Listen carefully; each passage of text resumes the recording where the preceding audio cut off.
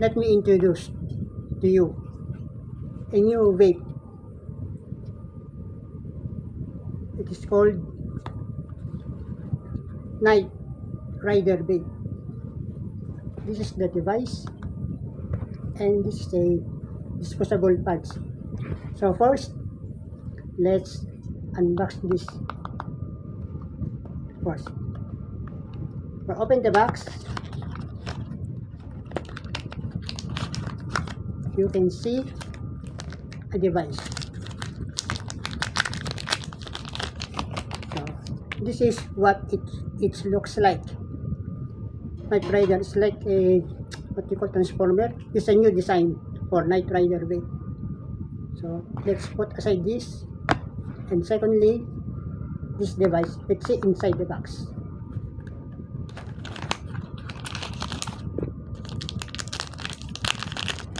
So this is what it looks like. Disposable pads. So I chose flavor. This is a Cola Ice with a 15K pops. So it says here it is a 10 ml, 10 milligram. So this is my first time to taste this flavor. I think I Cola Ice. So let's remove the cup here and the sticker. So let's put it on. So by the way, it's a USB Type-C, and this is a battery indicator. This, as you can see, 100%. So let's taste this.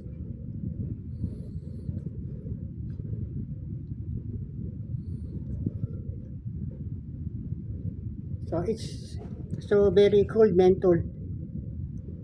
It's like a Pepsi Cola if you drink. It's so very sweet. So I think this is guaranteed 100%. So that's all. So any suggestion for this? So that's all. Thanks for watching. Please subscribe to my YouTube channel. Thanks.